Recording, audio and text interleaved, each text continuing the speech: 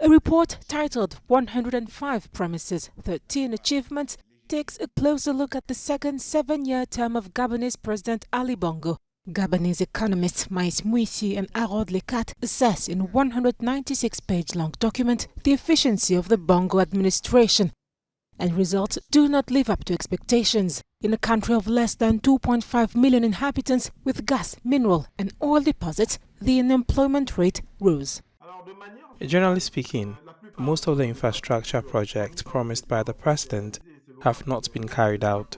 I'm speaking about road projects, the 5 hydroelectric dams, schools, the digital knowledge city he promised, the 700 nurseries and so on.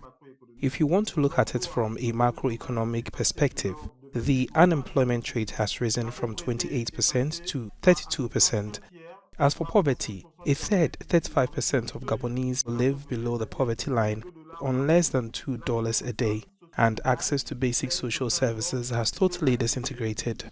The report also notes that 30% of civil servant positions have been allocated to women, bills passed to improve port activity, including the construction of a commercial port and an oil port in Owendo, as well as the preservation of territorial waters. But much still needs to be done. Mays Mouissi says the health condition of the president shouldn't be used as an excuse. Bongo suffered a stroke in 2018. I think we have to be clear. We mustn't hide behind the president's stroke to justify this failure, because the reality is that had the president felt unable to govern after his stroke, he would have resigned. If he remained in charge, it was because he felt able to govern.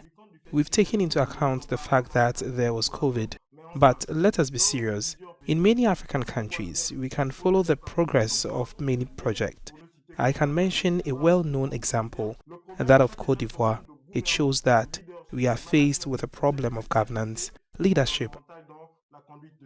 The report's authors hope the initiative will raise public awareness ahead of the August 26 presidential polls. President Ali Bongo and his fiercest rival, Jean Ping, are expected to go again head-to-head.